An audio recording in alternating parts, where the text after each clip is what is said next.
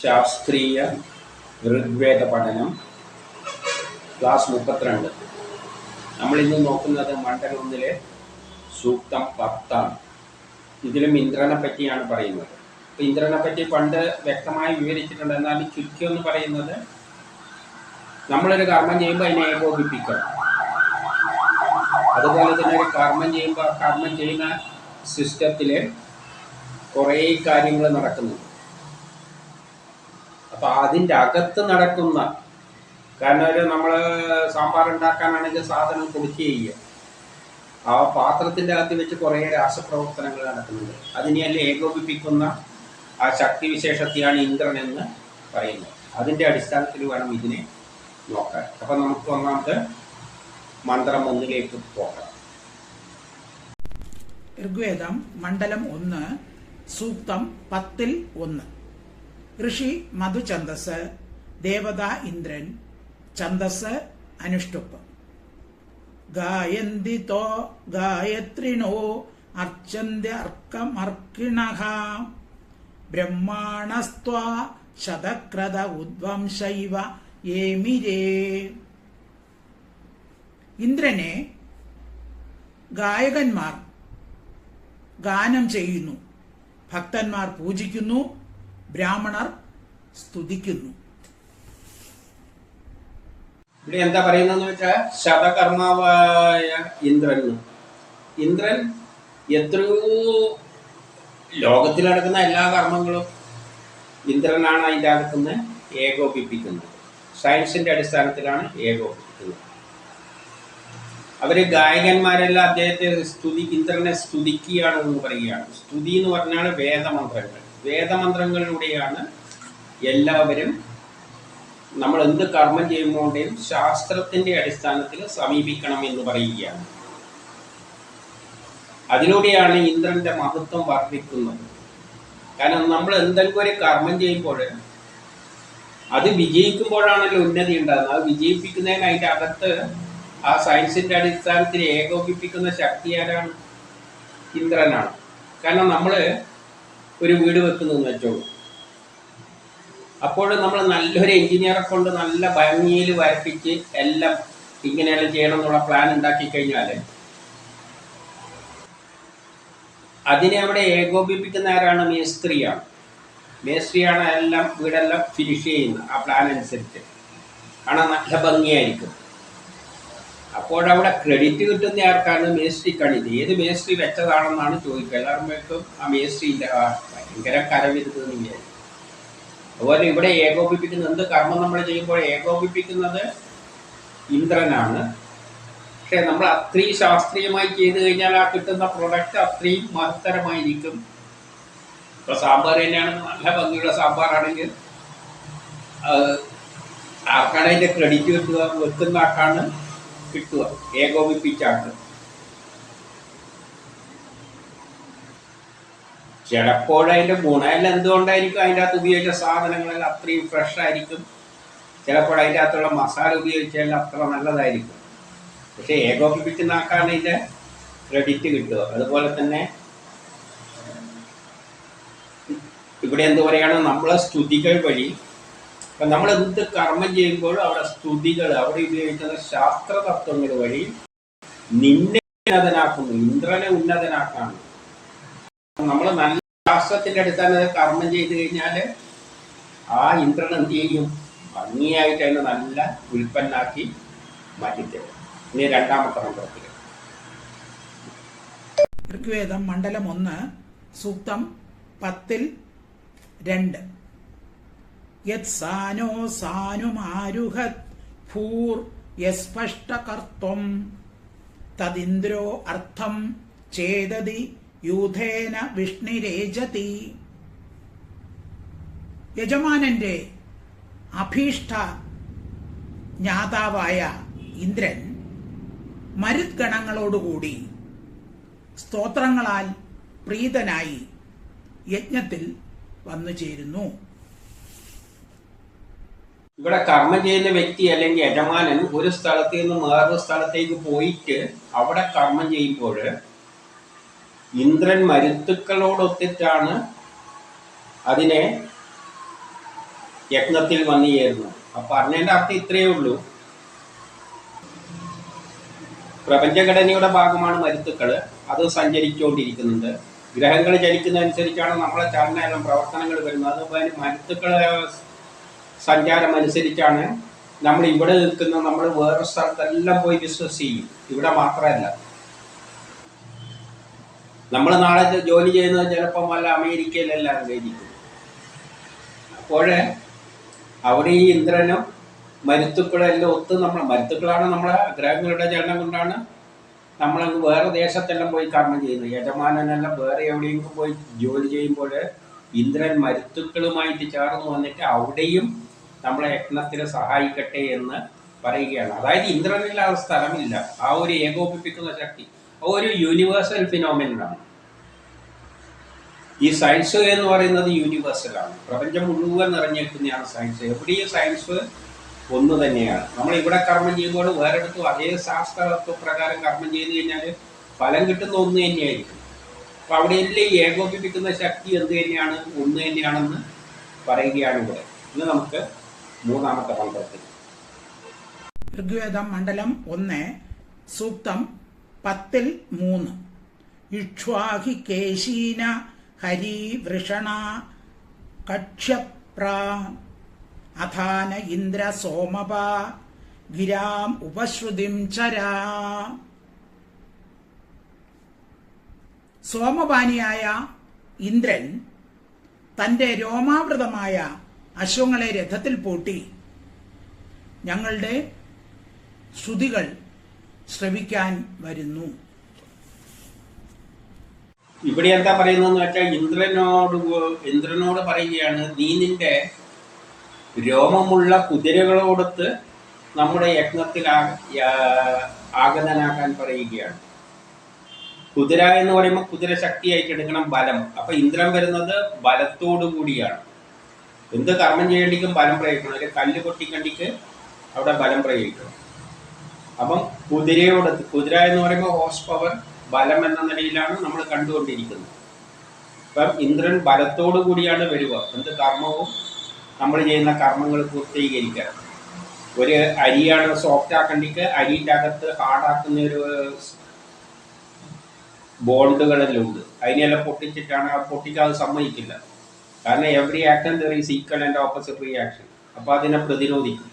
ഇപ്പം ഇന്ദ്രൻ വന്ന് ബലം ഉപയോഗിച്ചിട്ട് കുതിര പുറത്ത് വരിക എന്ന് പറഞ്ഞാൽ ബലം ഉപയോഗിച്ചിട്ടാണ് അതിനെ പൊട്ടിച്ചിട്ട് സോഫ്റ്റ് ആക്കുന്നത്. അപ്പം ഈ കുതിരക്കൊരു പ്രത്യേകം പറഞ്ഞിരിക്കുകയാണ്, അതിന് കുറേ രോമങ്ങളുണ്ട്. ഈ ബലത്തിന് രോമങ്ങളുണ്ട് എന്ന് പറഞ്ഞാൽ നമ്മളൊരു ബലത്തെ പലതായിട്ട് റിസോൾവ് ചെയ്യാം. നമ്മൾ മുമ്പ് കണ്ടു കഴിഞ്ഞു, ഒരു ബലത്തിന് തന്നെ എന്തുണ്ട്, പല ദിശയിലേക്ക് ബലങ്ങളുണ്ട്. അതാണ് അശ്വിനി കുമാരന്മാർ ഒരു ബലത്തെ രണ്ടായിട്ട് വിഭജിക്കാം, വെർട്ടിക്കൽ കോമ്പോണൻറ്റും ഹൊറിസോണ്ടൽ കോമ്പോണൻറ്റും. അതുപോലെ തന്നെ ഒരു ബലത്തെ ഏത് ദിശയിലേക്കും നമ്മൾ തിരിച്ചെടുക്കാം. ബലത്തെ ഏത് ദിശയിൽ ആ ബലം പ്രയോഗിക്കുന്നതിന് മാഗ്നിറ്റ്യൂഡ് ആൻഡ് ഡയറക്ഷൻ ഉണ്ട്. സയൻസ് പഠിക്കുന്നവർക്കറിയാം. ബലം എന്ന് പറയുമ്പോൾ അളവ് മാത്രം അറിഞ്ഞാൽ പോലെ ഏത് ഡയറക്ഷനിലേക്കാണ് തള്ളുന്നതെന്ന് ആശ്രയിച്ചാണ് ഫലം കിട്ടുന്നത്. ഉദാഹരണമായിട്ട് ഒരു ഭൂമിയിൽ ഒരു കല്ല് കിടക്കുകയാണ്, നമുക്ക് നീക്കണം എന്ന് വെച്ച് കഴിഞ്ഞാൽ മുകളിൽ നിന്ന് നേരെ താഴത്തോട്ടേക്ക് അമർത്തിയ കല്ല് നീങ്ങില്ല. വേറെ ഇങ്ങോട്ട് തിരിച്ചാൽ ഇങ്ങോട്ടേക്കാണ് പോകും, അങ്ങോട്ടേക്ക് ബലം പ്രയോഗിച്ചാൽ അങ്ങോട്ടേക്കാണ് പോകും. അപ്പോൾ അതിന് ഡയറക്ഷൻ ഉണ്ട്. അതുകൊണ്ടാണ് രോമങ്ങളായിട്ട് ചിത്രീകരിച്ചത്. കുതിരപ്പുറത്തിൻ്റെ രോമം പല ഭാഗത്തുണ്ടാവുന്നത്. അവർ ആ കുതിരയുടെ പുറത്താണ് ബലം.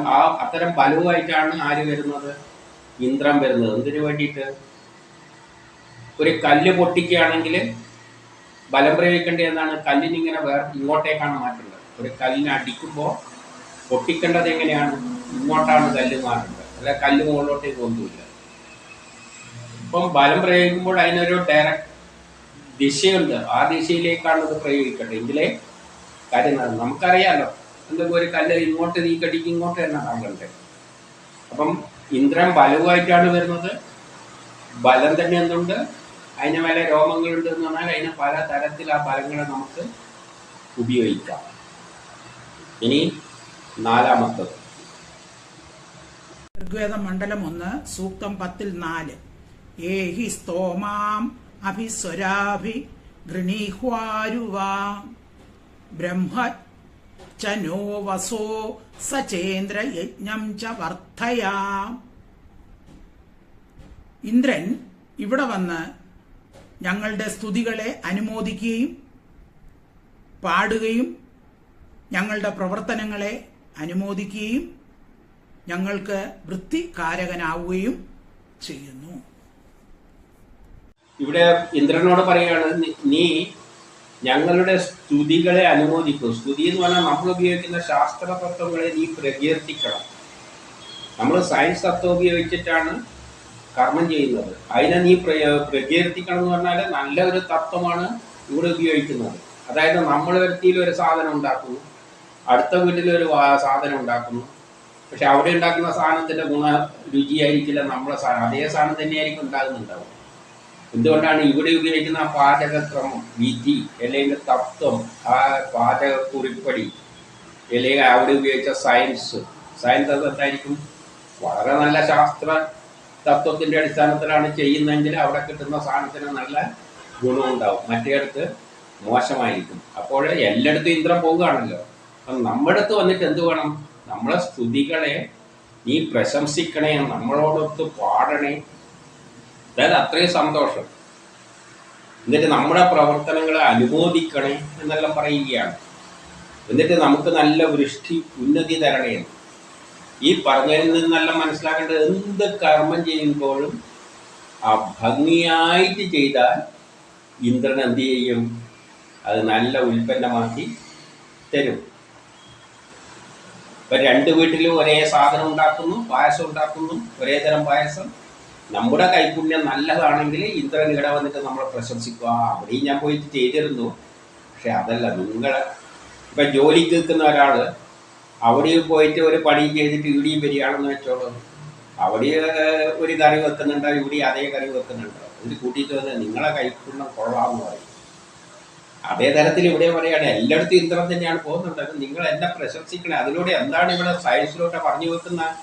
നമ്മളെ കർമ്മങ്ങളുടെ ആ ഗുണനിലവാരം അനുസരിച്ചിരിക്കും നമുക്ക് കിട്ടുന്ന പ്രൊഡക്ഷൻ. ഇതെല്ലാം ചെയ്യുന്നത് ഏകോപിപ്പിക്കുന്ന ശക്തി നമ്മളെ പ്രശംസിക്കുക, നിന്റെ കൊള്ളാം, നല്ല ടെക്നോളജി, അത് പറയണമെന്ന് പറയുകയാണ്. അതിൻ്റെ അർത്ഥം ഇത്രയേ ഉള്ളൂ, എല്ലാം ശാസ്ത്രത്തിൻ്റെ അടിസ്ഥാനത്തിൽ ചെയ്യണം.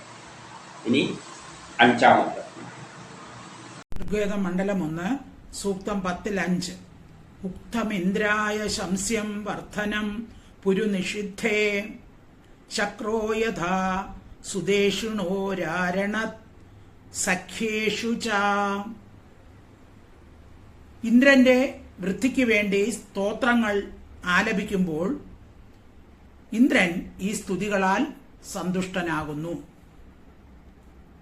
അപ്പൊ എന്തു പറയാണ്? ശത്രുക്കളെ നശിക്കാൻ കഴിവുള്ള ഈ ഇന്ദ്രന്റെ വൃദ്ധിക്ക് വേണ്ടി നമ്മൾ സ്തോത്രങ്ങൾ ആലപിക്കുകയും, അപ്പൊ ശത്രുക്കളെയെല്ലാം നശിപ്പിക്കാനുള്ള കഴിവുള്ള ഇന്ദ്രനാണ് വരുന്നത്, നല്ല ആയുധങ്ങളായിട്ടാണ് വരുന്നത്. പക്ഷെ അത് പ്രയോഗിക്കേണ്ടിക്ക് നമുക്കിവിടെയുള്ള അവസരങ്ങൾ കിട്ടണം. ആർക്ക്?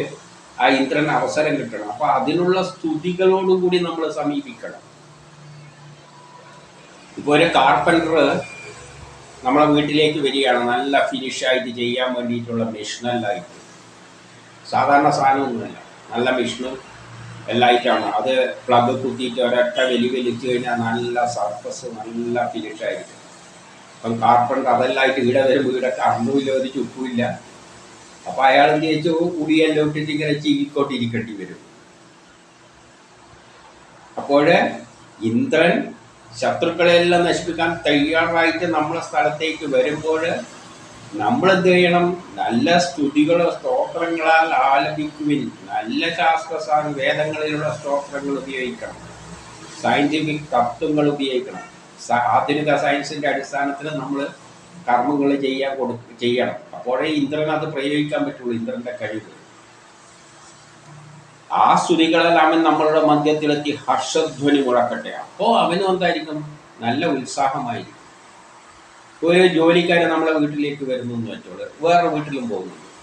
ഇവിടെ എല്ലാം ഇലക്ട്രിക് ഉപകരണങ്ങൾ ഉണ്ടെങ്കിൽ എല്ലാം വെറുതെ ഒന്നും ചെയ്യേണ്ട, എല്ലാം പ്ലഗിലിട്ടാൽ മതി. പാത്രങ്ങളെല്ലാം കഴുകാൻ ആ സാധനത്തിലിട്ടിട്ട് ഒന്ന് സ്വിച്ച് ഇട്ടാൽ മതി, അപ്പോൾ എല്ലാം ക്ലീനായി വരും. മുറി തുടക്കണ്ടിക്കൽ ആ യന്ത്രം ഒന്ന് ഓണാക്കി ഓടി നടന്നല്ലത് ക്ലീൻ ആയിപ്പോകും. അപ്പൊ അവരെന്താണ് ഹർഷധ്വനി മുടക്കും ആ വരുന്ന ജോലിക്കാർക്ക്. എന്തൊരു സന്തോഷമായിരിക്കും ഇവിടെ ജോലി വയ്യവരെ.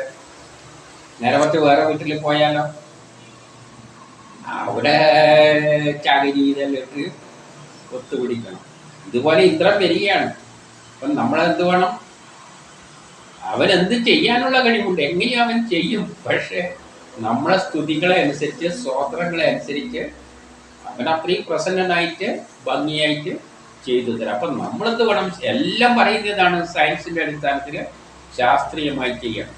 ഇനി അടുത്തത് ഋഗ്വേദം മണ്ഡലം 1 സൂക്തം 10-6. തമിത് സഖിത്വീമഹേ തം രായേ ത്വം സുവീര്യേ സശക്ര ഉദന ശകദിന്ദ്രോ വസു ദയമാനഃ. മിത്രത്വത്തിനും ധനപ്രാപ്തിക്കും സാമർത്ഥ്യത്തിനും വേണ്ടി ഞങ്ങൾ ഇന്ദ്രനോട് യാചിക്കുമ്പോൾ ഇന്ദ്രൻ നമ്മെ ധനവാന്മാരും ശക്തന്മാരുമാക്കി മാറ്റുന്നു. എല്ലാം കൂടിയിട്ട് നമ്മൾ ഇന്ദ്രനെ വിളിക്കുമ്പോൾ ഇന്ദ്രനോട് എന്താ പറയുന്നു? നിന്റെ മിത്രത നമുക്ക് വേണം, നീ നമ്മളെപ്പരം ചേരണം. കാരണം ഒരു ജോലിക്കാരി അപ്പോഴും പോകുന്നുണ്ട് ഇപ്പുറം പോകുന്നുണ്ട്. ഇവിടെ നല്ല സൗകര്യമാണെങ്കിൽ പിന്നെ ഇവിടെ വരും, അവിടെ പിന്നെ പോവില്ല. ഇവിടെ ജോലി ഉണ്ടെങ്കിൽ പിന്നെ അവിടെ പോവില്ല, ഇവിടെ വരും. കാരണം എല്ലാ സൗകര്യങ്ങളും ഉണ്ടല്ലോ. അതുപോലെ ഇന്ദ്രനോട് പറയാണ്, നീ നമ്മളെ മിത്രമാകണം. ധനപ്രാപ്തിക്കായ വേണ്ടിയിട്ടും ധനം നേടാൻ വേണ്ടിയിട്ടും നിന്റെ സാമർത്ഥ്യം ലഭിക്കാൻ വേണ്ടിയിട്ട് ഞാൻ നിങ്ങളെ ആഹ്വാനം ചെയ്യാണ്. നീ നമ്മളുടെ മിത്രമാകണം. എന്നിട്ട് എന്ത് വേണം? നീ തന്നെ ധനവാന്മാരുമാക്കണം, ശക്തിമാന്മാരുമാക്കണം. അപ്പം നീ വന്ന് നമ്മളെ കർമ്മങ്ങളിൽ സഹായിച്ചിട്ട് അപ്പോൾ എന്തുകൊണ്ടും നമുക്ക് നല്ല ധനം കിട്ടും. പ്രൊഡക്ഷനെല്ലാം നടത്തിക്കഴിഞ്ഞാൽ നല്ല ശാസ്ത്രത്തിൻ്റെ അടിസ്ഥാനത്തിൽ സാങ്കേതികമായിട്ട് നല്ല സാധനങ്ങളെല്ലാം ഉൽപ്പാദിപ്പിച്ചാൽ എന്തുകൊണ്ടും മാർക്കറ്റിന് നല്ല ഡിമാൻഡ് ഉണ്ടാകും, നല്ല പൈസ കിട്ടും. നമ്മൾ ശക്തിമാന്മാരെല്ലാം ആകും. ഇനി അടുത്ത 7ാമത്തെ മന്ത്രത്തിൽ ഋഗ്വേദം മണ്ഡലം 1 സൂക്തം 10-7.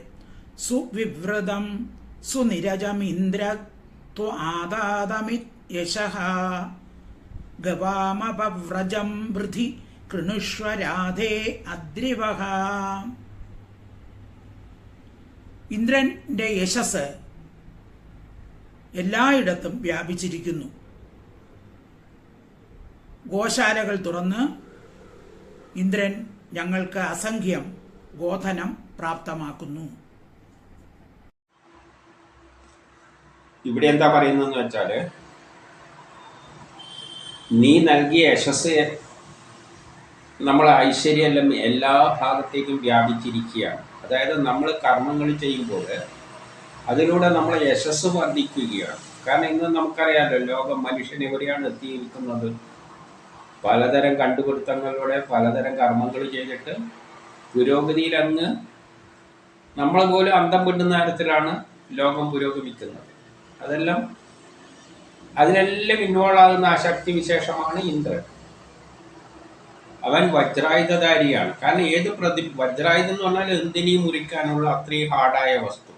അതായത് ഏത് കർമ്മ പ്രതിബന്ധങ്ങളെയും തട്ടി നീക്കാനുള്ള ശക്തി ഇന്ദ്രനുണ്ട്. സയൻസിന്റെ അടിസ്ഥാനത്തിൽ എന്ത് കർമ്മം ചെയ്തു കഴിഞ്ഞാൽ അതിനെല്ലാം നമുക്ക് ഏത് പ്രതിബന്ധങ്ങളെയും തട്ടി നീക്കാം. അതിനുള്ള ഉപകരണങ്ങൾ, കാരണം പണ്ടെല്ലാം ഒരു പാറ പൊട്ടിക്കണ്ടിക്ക് എന്ത് പാടാണ്. ഇപ്പൊ എന്താണ് നിസ്സാരമായിട്ട് പൊട്ടിക്കാനുള്ള സംവിധാനങ്ങളുണ്ട്. അങ്ങനെ ഉപകരണങ്ങൾ ഉണ്ടാക്കിയെടുത്തിട്ടുണ്ട്. അതിലെല്ലാം ഇൻവോൾവ് ആകുന്നത് ഇന്ദ്രൻ തന്നെയാണ്. ഗോശാലകൾ തുറന്ന് ഞങ്ങൾക്ക് അസംഖ്യം ഗോധനം നൽകുക. ഗോശാല എന്ന് പറഞ്ഞാൽ പ്രൊഡക്ഷൻ എന്നാണ്. പശുക്കളിൽ നിന്ന് ഔട്ട്പുട്ട് കിട്ടുന്ന പാല് കിട്ടിയിട്ട് പണ്ടുകാലത്തുള്ള പശുക്കളാണ്. അപ്പോൾ ആ നിലയിൽ പറഞ്ഞേ ഉള്ളൂ.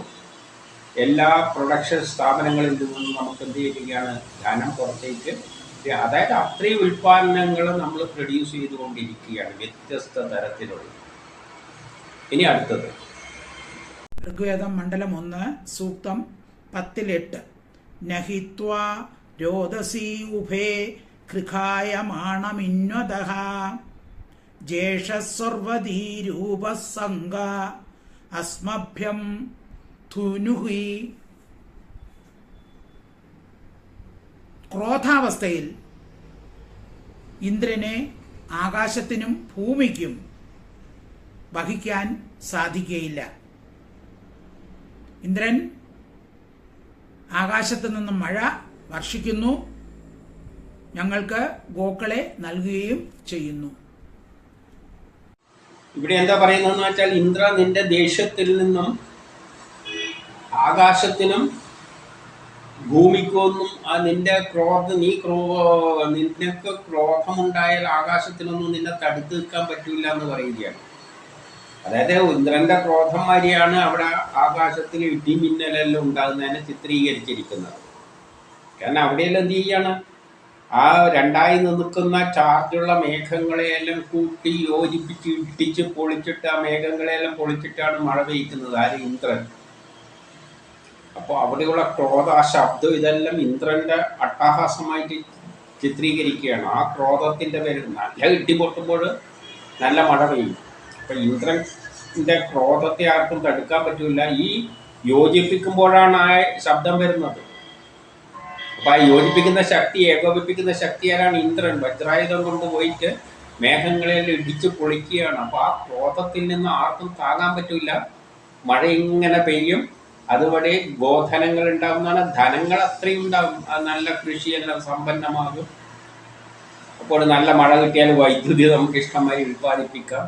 അപ്പം വൈദ്യുതി ഇലക്ട്രോണാണ്, എല്ലാ തരത്തിലും വേണമെങ്കിൽ വ്യാഖ്യാനിക്കാം. അപ്പം അത്രയും സൗഭാഗ്യങ്ങൾ നമുക്ക് നേടിത്തരും. ആ ക്രോധമാണ് ഇടിമിന്നലായിട്ട് ചിത്രീകരിച്ചിരിക്കുന്നത്, അല്ലേ? ഇടിമിന്നലിനെയാണ് ക്രോധമായിട്ട് അവിടെ ചിത്രീകരിച്ചിരിക്കുന്നത്. അതിന് അടുത്ത സൂക്തം ഋഗ്വേദം മണ്ഡലം 1 സൂക്തം 10-9. ആശ്രുത്കർണശ്രുതി ഹവംനു ചിദ്ദധിഷ്വ മേ ഗിരഃ ഇന്ദ്രസ്തോമമിമം മമ കൃഷ്വാ യുജചിത് അന്തരം. ഇന്ദ്രൻ എല്ലാവരുടെയും സ്തുതി കേൾക്കണമേ, അതിനെ വളരെ ശ്രേഷ്ഠമായി കാണണമേ. ഇവിടെ എല്ലാവരുടെയും സ്തുതി കേൾക്കുന്ന ഇന്ദ്രനോട് പറയുകയാണ്. ഇന്ദ്രൻ എവിടെ ആരെന്ത് കർമ്മം ചെയ്യുമ്പോൾ ഇന്ദ്രൻ അവിടെ ചെല്ലും. ആ ശാസ്ത്രത്തിന്റെ ശ്രുതി എന്ന് പറഞ്ഞാൽ ശാസ്ത്രത്തിന്റെ അടിസ്ഥാനത്തിൽ എന്തെങ്കിലും കർമ്മം ചെയ്യുമ്പോൾ ആര് ചെയ്താലും ഇന്ദ്രൻ അവിടെ ചെല്ലും. എന്നിട്ടെന്ന് പറയുന്നു, നീ ഞങ്ങളുടെ സ്തുതിയെ മറ്റുള്ള മിത്രങ്ങളെക്കാട്ടിയും ശ്രദ്ധയോടുകൂടി സ്വീകരിക്കണേ. കാരണം എല്ലാവരും കർമ്മം ചെയ്യും. അപ്പം ഇന്ദ്രൻ നമുക്കും വേണ്ടി കർമ്മം ചെയ്യും. നമ്മൾ കർമ്മം ചെയ്യുമ്പോൾ ഇന്ദ്രൻ നമ്മളെടുത്ത് വരും. പക്ഷേ നമ്മളെ ഏറ്റവും കൂടുതൽ മിത്രമായിട്ട് നിനക്ക് മറ്റുള്ള മിത്രങ്ങളെല്ലാം ഉണ്ടാകും. പക്ഷെ നമ്മളെ അതിനെക്കാട്ടിയും താല്പര്യത്തെ, അതായത് നമ്മൾ എന്തെങ്കിലും കർമ്മങ്ങൾ ചെയ്യുമ്പോൾ നമുക്ക് ഔട്ട്പുട്ട് എളുപ്പത്തിൽ കിട്ടണം. ഇന്ദ്രനാണല്ലോ അതിന് ഔട്ട്പുട്ടാക്കി തരേണ്ടത്. ഇവിടെയും ചെയ്യുന്നുണ്ട്, അവിടെയും എല്ലായിടത്തും ചെയ്യുന്നുണ്ട്. അപ്പം ബിസിനസ്സിലാണെങ്കിൽ നമ്മളെ ഒപ്പോണൻറ്റും കർമ്മം ചെയ്യുന്നുണ്ട്. രണ്ടുപേരും ടി വി ഉണ്ടാക്കുന്നുണ്ട്.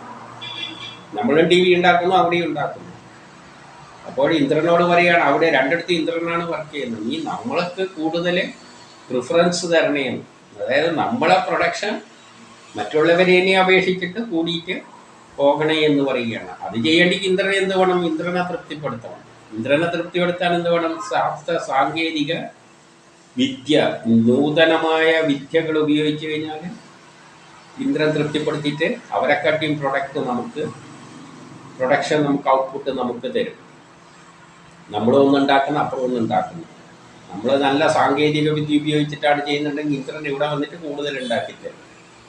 എല്ലാ ആശയം ഒന്ന് തന്നെയാണ്. ഇനി അടുത്ത സൂക്തത്തിലേക്ക്. ഋഗ്വേദം മണ്ഡലം 1 സൂക്തം 10-10. വിദ്മാഹി ത്വാ വൃഷന്തമം വാജേഷു ഹവനശ്രുതം വൃഷന്തമസ്യ ഹോമഹ ഊദീം സഹസ്രസാതമാം. മഹാപുരുഷാർത്ഥിയായ ഇന്ദ്രൻ യുദ്ധകാലങ്ങളിൽ ഞങ്ങളുടെ സ്തുതികളെ ശ്രവിക്കുന്നു. ഞങ്ങളുടെ രക്ഷയ്ക്ക് വേണ്ടി നീ വരേണമേ. ഇവിടെ പറയുന്ന യുദ്ധകാലങ്ങളിൽ നീ ഞങ്ങളുടെ സ്തുതികൾ കേൾക്കുന്നു. ഒരു യുദ്ധം ഉണ്ടാകുമ്പോൾ, യുദ്ധം എന്ന് പറഞ്ഞാൽ ഇവിടെ 2 തരത്തിൽ യുദ്ധം എടുക്കണം. എല്ലാ കർമ്മങ്ങളും ഒരു യുദ്ധം തന്നെയാണ്. നമ്മളൊരു ചോറുണ്ടാക്കുകയാണെങ്കിൽ അവിടെ ഒരു യുദ്ധമാണ് നടക്കുന്നത്. ന്യൂട്ടന്റെ സെക്കൻഡ് ലോ പ്രകാരം ഒരു കർമ്മം ചെയ്യുമ്പോൾ അതിന് എതിർക്കുന്ന ഒരു ശക്തിയുണ്ട്, റിയാക്ഷനും ഉണ്ട്. അപ്പോൾ ഇത് തമ്മിലുള്ള ഏറ്റുമുട്ടലിൽ നിന്നാണ് ഔട്ട്പുട്ട് കിട്ടുന്നത്. അപ്പോൾ ഒരു കർമ്മത്തിന് ഇറങ്ങുമ്പോൾ അതിന് എതിർപ്പുമുണ്ട്. ഇതിനെ ഓവർകം ചെയ്തിട്ട് വേണം നമ്മൾ ഔട്ട്പുട്ട്. അപ്പോൾ എല്ലാം ഒരു യുദ്ധമായിട്ടാണ്. അതാണ് പുരാണ കഥകളിൽ മുഴുവൻ എല്ലാം ദേവന്മാരും അസുരന്മാരും തമ്മിലുള്ള യുദ്ധമായിട്ടാണ് ചിത്രീകരിച്ചിരിക്കുന്നത്. അപ്പോൾ എന്ത് കർമ്മം, ഒരു മരം പൊട്ടിക്കുമ്പോൾ, ഒരു കല്ലിനെ പൊട്ടിക്കുമ്പോഴും കല്ല് മസിൽ പിടിച്ച് വെക്കും, പൊട്ടിക്കാൻ സമ്മതിക്കില്ല. അപ്പം നമ്മൾ അതിനെ എതിർത്ത് പൊട്ടിക്കണം. അപ്പോൾ എന്ത് കർമ്മം ഉണ്ടെങ്കിലും അവിടെ ഒരു ശത്രുതയുണ്ട്, തടസ്സമുണ്ട്. ആ തടസ്സത്തെ നമ്മൾ മറികടക്കണം. തമോ ഗുണമുണ്ട്, രജോ ഗുണം കൊണ്ട് നമ്മളതിനെ നേരിടണം. ന്യൂട്ടൻ്റെ സെക്കൻഡ് ലോനെ ഫോഴ്സിനെ റിയാക്ഷൻ ഉണ്ട്, റിയാക്ഷനെ ഫോഴ്സ് കൊണ്ട് നേരിടണം, ആക്ഷൻ കൊണ്ട് നേരിടണം. അതിലെല്ലാം ഇന്ദ്രൻ വന്നിട്ട് യുദ്ധകാലത്തിൽ എന്ത് ചെയ്യും? അവിടെയല്ലേ യുദ്ധം നടക്കും. നീ വന്ന് നമ്മളെ സഹായിക്കും, എന്നിട്ട് നീ ഞങ്ങളെ രക്ഷിക്കണേ വേണ്ടി ആഹ്വാനം ചെയ്യുന്നു എന്ന് പറയണം. അപ്പം നീ നമ്മളെ പക്ഷത്ത് നിൽക്കണം. അപ്പം ഒരു യുദ്ധം തന്നെ ഉണ്ടായെങ്കിലും അവിടെ ഈ ഏറ്റുമുട്ടലുകൾ ആയുധങ്ങളെല്ലാം വെച്ചുകൊണ്ട് തന്നെയായിരിക്കും, വെടിമരുന്ന് കൊണ്ട് എന്തെല്ലാം കൊണ്ടായിരിക്കും. ഇപ്പം രണ്ട് ഭാഗത്തേക്ക് ഇന്ദ്രൻ നിൽക്കും. ഒരാൾ ഏറ്റുമുട്ടിയാണെങ്കിലും എൻ്റെ കയ്യിൽ ആയുധം പ്രയോഗിക്കുമ്പോഴും അവിടെ ഇന്ദ്രനാണ് ആക്ട് ചെയ്യുന്നത്. അപ്പുറവും ഇന്ദ്രൻ തന്നെയാണ് ആക്ട് ചെയ്യുന്നത്. വാള് കൊണ്ട് വെട്ടിയാണെന്ന് വെച്ചാൽ അപ്പം എൻ്റെ പക്ഷത്തേക്ക് നിൽക്കണേ എന്ന് പറയുകയാണ്. കാരണം ഒരു ബിസിനസ് എന്ന് പറയുമ്പോൾ എപ്പോഴും മത്സര ബുദ്ധിയിലാണല്ലോ ചെയ്യുക. അപ്പം എൻ്റെ പക്ഷം നിൽക്കണേ എന്ന് പറയുകയാണ്. അതായത് ഇന്ദ്രൻ എല്ലാ കർമ്മത്തിലും ഇന്ദ്രൻ ഉണ്ടാവും. അതിൽ നമ്മളെ കർമ്മത്തിൽ പക്ഷം നിൽക്കണം എന്ന് പറയുന്നതായിട്ട് കണ്ടാൽ മതി. ഇനി അടുത്ത മന്ത്രം. ഋഗ്വേദം മണ്ഡലം 1 സൂക്തം 10-11. ആതൂന ഇന്ദ്ര കൗശിക മന്ദസാന സുതംബിബ നവ്യമായോ പ്രസൂതിര കൃധി സഹസ്രസാം ഋഷീം. ഈ പിഴിഞ്ഞെടുത്ത സോമം പാനം ചെയ്യുന്നതിന് അല്ലയോ ഇന്ദ്ര ഇവിടെ വന്നാലും എന്നെ ആയിരക്കണക്കിന് ആയ സമ്പത്തുകളുടെ ഉടമയാക്കി മാറ്റണമേ. എന്താണ് പറയുന്നതെന്ന് വെച്ചാൽ ഇന്ദ്രനോട് വിളിച്ചിട്ട് പറയണത് നമ്മൾ സോമം ഇത് റെഡിയാക്കി വെച്ചിരിക്കുന്നു. കാരണം ഇൻപുട്ട് കൊടുത്താലല്ലേ ഇന്ദ്രൻ വരുള്ളൂ. നമ്മളിപ്പോൾ എന്തെങ്കിലും ഒരു ഭക്ഷണം ഉണ്ടാക്കേണ്ടി കയ്യിൽ വേണ്ട സാധനമെല്ലാം പാത്രത്തിലിട്ട് റെഡിയാക്കിയാലേ ഇന്ദ്രൻ വരുള്ളൂ.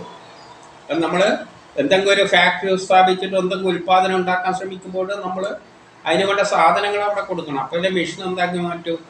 അതിനെ അല്ലെങ്കിൽ അവിടുത്തെ തൊഴിലാളികളെല്ലാം കൂടിയിട്ട് അതിനെ പ്രൊഡക്ഷനാക്കി മാറ്റുകയുള്ളൂ. അപ്പം പ്രൊഡക്ഷനാക്കി മാറ്റുമ്പോഴെല്ലാം അവിടെ ചില പ്രവർത്തനങ്ങൾ ആ സിസ്റ്റത്തിൽ നടക്കുന്നുണ്ട്. അതിനെ ഏകോപിപ്പിക്കാനാണ് ഇന്ദ്രനെ വിളിക്കുന്നത്. ഇന്ദ്രനാണ് അതിനെ ഏകോപിപ്പിച്ചിട്ട് അതിനെ പുതിയ പ്രൊഡക്റ്റാക്കി മാറ്റുന്നത്. ഏത് കർമ്മത്തിലും ആ സിസ്റ്റം എന്ന നിലയിൽ ഇന്ദ്രനെ എടുക്കണം. സിസ്റ്റവും അതിൻ്റെ അകത്തുള്ള ബലവും. ഒരു മെഷീനാണെങ്കിൽ ആ മെഷീനാണ് അവരുടെ സിസ്റ്റം. ആ മെഷീനിൽ വർക്ക് വെച്ച് കൊടുത്തുകൊണ്ട് തൊഴിലാളികൾ വർക്ക് ചെയ്യുമ്പോൾ അതിൻ്റെ അകത്ത് ആ മെഷീനാണ് അതിനെ മാറ്റിയെടുക്കുന്നത്. അപ്പോൾ ആ വസ്തുവിൽ ചെറിയ രാസപ്രവർത്തനങ്ങൾ അതിൻ്റെ അകത്ത് നടക്കുന്നുണ്ട്, സ്ട്രക്ചറൽ ചേഞ്ചസ് നടക്കുന്നുണ്ട്. അതെല്ലാം ഏകോപിപ്പിക്കുന്ന ആ ശക്തിക്കാണ് ഇന്ദ്രൻ എന്ന് പറയുന്നതെന്ന് ഞാൻ മുമ്പേ പറഞ്ഞു കഴിഞ്ഞു. അപ്പോൾ നമ്മൾ അതിനുള്ള ഇൻപുട്ട് സോമം തന്നുകൊണ്ടിരിക്കുകയാണ്. നീ നമുക്ക് ആയിരക്കണക്കിനായ പ്രൊഡക്ഷൻസ് നൽകണേ എന്ന് പറഞ്ഞാൽ നമ്മളെ പ്രൊഡക്ടിവിറ്റി ഇമ്പ്രൂവ് ചെയ്യണേ. നമ്മളിപ്പോൾ ഒരു സാധനം കൊടുത്തു കഴിഞ്ഞാൽ കിട്ടുന്ന പ്രൊഡക്റ്റ് എന്തായിരിക്കും? ചിലപ്പോൾ റിജക്ഷൻ ആയിരിക്കും, ഉപയോഗിക്കാൻ പറ്റില്ല, കേടുണ്ടാവും. നേരെ മറിച്ച് കൂടുതൽ ചില മെഷീൻ എന്തുണ്ട്, കപ്പാസിറ്റി ഉണ്ട്, വളരെയധികം പ്രൊഡ്യൂസ് ചെയ്യാനുള്ള കഴിവുണ്ട്. ചിലതിന് അത്ര പ്രൊഡ്യൂസ് ചെയ്യാൻ പറ്റില്ല. ഒറ്റ അടിയിൽ നമ്മളിപ്പോൾ വീട്ടിൽ ഇഡ്ഡലി ഉണ്ടാക്കുന്ന പാത്രത്തിൽ എത്രയെണ്ണം ഉണ്ടാക്കാൻ പറ്റും? ഒരു 2-3 തട്ട് കാണും, അത്രയും ഇഡ്ഡലിയുണ്ട്. എന്നാൽ ഹോട്ടലിലെല്ലാം നോക്കുമ്പോൾ വലിയ പാത്രത്തിനല്ലേ അവിടെ ഉണ്ടാക്കി തള്ളുകയില്ലേ. അപ്പോൾ അത്തരത്തിൽ കൂടുതൽ തരണേയെന്ന് ഇന്ദ്രനോട് പറയാണ്. പക്ഷേ ഇന്ദ്രൻ അത് ചെയ്യേണ്ടിക്ക് എന്തുകൊണ്ട് അതിനനുസരിച്ചുള്ള പാത്രം നമ്മൾ ടെക്നോളജി നമ്മൾ ഉപയോഗിക്കണം. അപ്പോൾ ഇന്ദ്രൻ എന്ത് ചെയ്യും? ആയിരക്കണക്കിന് ഉണ്ടാക്കി തരും. ഇനി അടുത്ത സൂക്തം. ഋഗ്വേദം മണ്ഡലം 1 സൂക്തം 10-12. പരിത്വാ ഗീർവണോ ഗിര ഇമാം ഭവന്തു വിശ്വതഃ വൃദ്ധായുമനുവൃദ്ധയോ ജുഷ്ടാ ഭവന്തു ജുഷ്ടയഃ. ഞങ്ങളുടെ സ്തുതികൾ മുഴുവനും ഇന്ദ്രനെ വ്യാപിച്ചിരിക്കുന്നു. ഇന്ദ്രൻ ഈ സ്തുതികളിൽ പ്രീതി ഉള്ളവനായി ഭവിക്കുന്നു. ഇവിടെ ആദ്യം വീണ്ടും സ്തുതിയുടെ പ്രാധാന്യം പറയുകയാണ്. ഇന്ദ്ര, നീ നമ്മളെ സ്തുതികളിൽ പ്രീതിയുള്ളവനായി തീരണേ എന്ന് പറയുകയാണ്. നമ്മൾ കർമ്മം ചെയ്യുമ്പോൾ സ്തുതികൾ, ശാസ്ത്രങ്ങൾ ഉപയോഗിക്കും. ആ ശാസ്ത്രത്തിൽ നീ തൃപ്തിയുള്ളവനായി തീരണം. അപ്പം അത് നമ്മൾ പ്രയോഗിക്കുന്ന ടെക്നോളജി അത്രയും നല്ലതാണെങ്കിൽ ഇന്ദ്രനും തൃപ്തനായിരിക്കും. അപ്പം നമ്മൾ വീട്ടിലേക്ക് ഒരു ജോലിക്കൊരു ആളെ വിളിച്ചാൽ ആ ജോലി ചെയ്യാൻ അതിനനുസരിച്ചുള്ള ഉപകരണങ്ങൾ നമ്മൾ കൊടുത്തു കഴിഞ്ഞാൽ അങ്ങേരെ നല്ല തൃപ്തിയായിരിക്കും. ഇപ്പം ചിലയിടത്ത് കിളക്കാൻ ആളെ വിളിക്കുമ്പോൾ ഇവിടെ വന്നിട്ട് നമ്മളെ മൺവെട്ടിയാകുമ്പോൾ അയ്യോ ഇതിൻ്റെ അറ്റയിലും പോയിരിക്കും, ഇതിനെ കൊണ്ട് കിളച്ചാലൊന്നും ഞാൻ ശരിയാവില്ല, എനിക്കിത് ചെയ്യാൻ ശരിയാവില്ല എന്ന് പറയുമല്ലോ. ഇതുകൊണ്ട് എങ്ങനെയാണ് വെട്ടിയാൽ പുല്ല് പോകുന്നതെന്ന് ചോദിക്കും. നേരെ മറിച്ച് നമ്മളവിടെ വേറെ മെഷീനാറ്റം വാങ്ങി വെച്ചിട്ട് പെട്ടെന്ന് ചെയ്യേണ്ട കൊടുത്തു കഴിഞ്ഞാൽ ആ ജീവനക്കാരൻ എന്തായിരിക്കും, ഭയങ്കര ഹാപ്പി ആയിരിക്കും. ഇത് വെച്ചിട്ട് വലിയ അധ്വാനമൊന്നും ഇല്ലല്ലോ, മെഷീനായിരിക്കും. ചിലപ്പോൾ അമർത്തിക്കഴിഞ്ഞാൽ കളച്ചങ്ങ് പോകും. അപ്പോൾ അവൻ വല്ല ഹാപ്പി ആയിരിക്കും. അതുപോലെ തന്നെ ഇന്ദ്രനോട് പറയുകയാണ്, നമ്മളെ സ്തുതികളിൽ നീ തൃപ്തനാകണേ. അതായത് നമ്മളെപ്പോഴും സയൻറ്റിഫിക് മെത്തേഡ് ഉപയോഗിച്ച് പ്രൊഡ്യൂസ് ചെയ്ത് കഴിഞ്ഞാൽ നമുക്ക് ആ സിസ്റ്റം എന്ത് ചെയ്യും, നല്ല ഔട്ട്പുട്ട് തരും. അപ്പോൾ ഇന്ദ്രനെല്ലാം അതിൻ്റെ അകത്തുള്ള ആ സിസ്റ്റത്തിനകത്തെ ആ സിസ്റ്റമായിട്ട് ചിന്തിച്ചാൽ മതി. നമ്മളെപ്പോഴും സയൻസിൽ എന്താ ചെയ്യാന്ന് പറഞ്ഞാൽ ഇൻപുട്ട് എന്ന് പറയും. നമ്മൾ എന്താണ് കൊടുക്കുന്നത് അത് സോമം. അവിടെ ഒരു സിസ്റ്റമുണ്ട്. ആ സിസ്റ്റമാണ് അതിനെ എന്താക്കി മാറ്റുന്നത്, ഔട്ട്പുട്ടായിട്ട് മാറ്റുന്നത്. ആ സിസ്റ്റത്തിൻ്റെ അകത്തുള്ള ആ ഒരു ഏകോപിപ്പിക്കുന്ന ശക്തിവിശേഷത്തെയാണ് ഇന്ദ്രനായിട്ട് കാണുന്നത്. ആ സിസ്റ്റം തന്നെയായിരിക്കും. അപ്പം നല്ല മെഷീനാണെങ്കിൽ നല്ല ഔട്ട്പുട്ട് തരും, തല്ലിപ്പൊളി മെഷീനാണെങ്കിൽ തള്ളിപ്പൊളി ഔട്ട്പുട്ട് തരും. ആ തരത്തിൽ കാണും.